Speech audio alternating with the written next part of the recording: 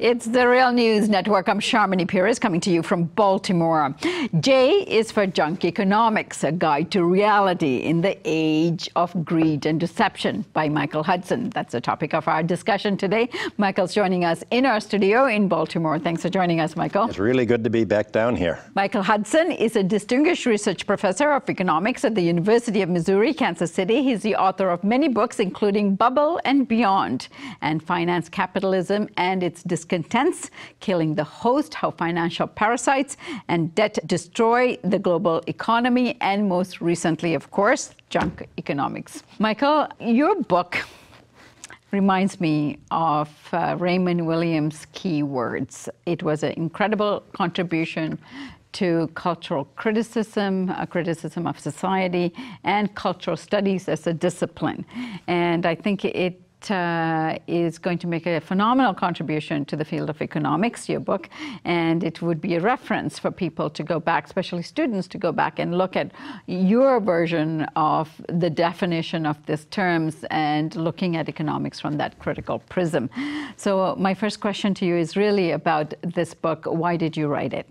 Well, I originally wrote it as an appendix to a book to have been called The Fictitious Economy. And the book was written before the 2008 crisis, and my point was that the way the economy is described in the press and the way that it's described in university courses has very little to do with how the economy really works.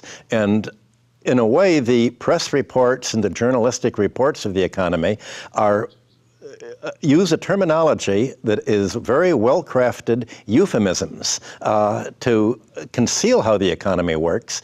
So instead of giving keywords to explain what's positive and how to understand the economy, which I do, I also discuss all of the misleading vocabulary, the Orwellian doublethink that is used by the media and by the bank lobbyists and the corporate lobbyists to confuse people and make them think that poverty is wealth, and to make them act against their own interest by drawing a kind of picture of the economy as if it's a parallel universe. And this is parallel universe language they use. And if you can make people use a vocabulary and concepts that make it appear as if when the 1% gets richer, the whole economy is getting richer, or when GDP goes up, everybody's improving, then the people, the 95% who did not improve their position from 2008 to 2016, somehow will suffer from the Stockholm Syndrome. They'll think, gee, it must be my fault. If the whole economy is growing, why am I so worst off? Must be my fault. If only we can give more money to the top 5% or the 1%, it'll all trickle down. We've got to cut taxes and help them so they can give me a job because, as Trump and other people said, well, I never met a poor person who gave me a job. But the problem is, I've met a lot of rich people, and instead of giving people jobs when they buy a company, they usually get money to fire people, downsize, and outsource. So the problem is, you're not going to get rich people giving you jobs either. But if people can somehow think in their mind, there's an association between wealth at the top and more employment, and you have to somehow cut the taxes on the wealthy because it'll all trickle down, then they have an upside-down view of how the economy works.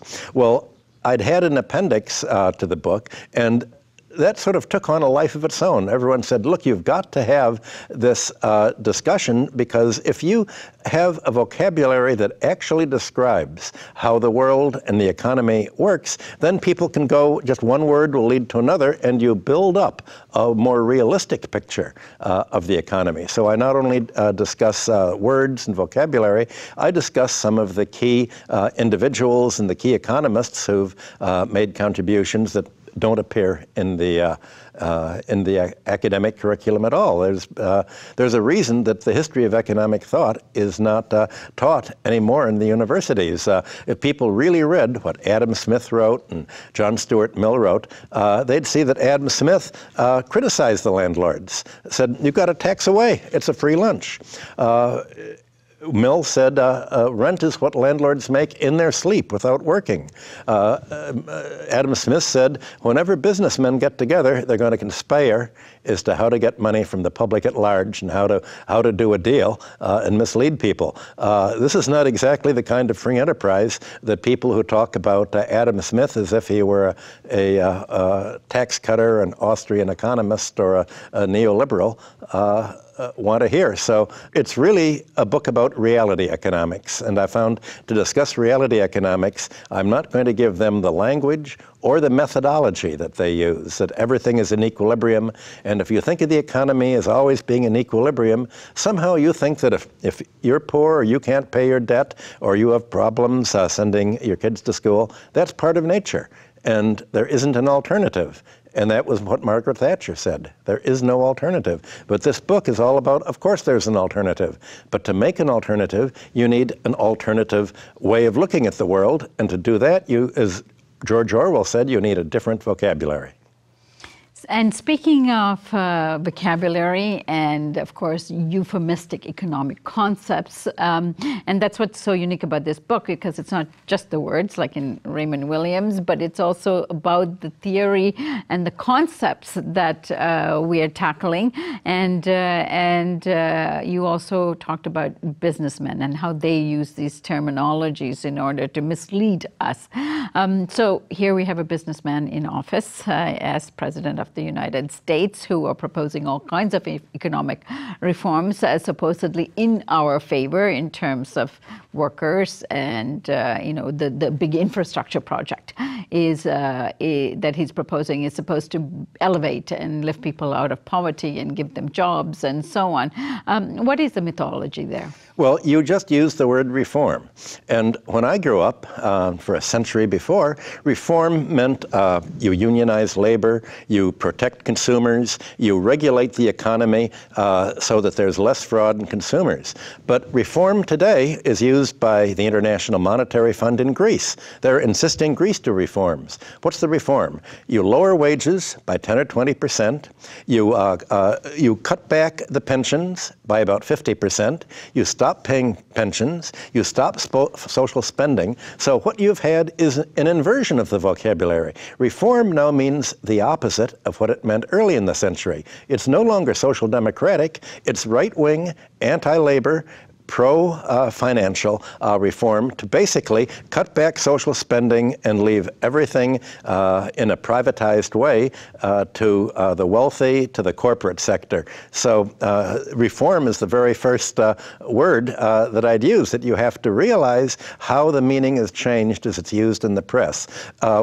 Basically, what the right wing has done in this country is take all the vocabulary that was developed by the left wing and by the labor movement and by the socialist economists for a century, and they've appropriated it and hijacked it and turned it into meaning the opposite. So there are 400 words that I deal with, and many of these words show how the meaning has been turned upside down to get people to have an upside down view of how the economy works.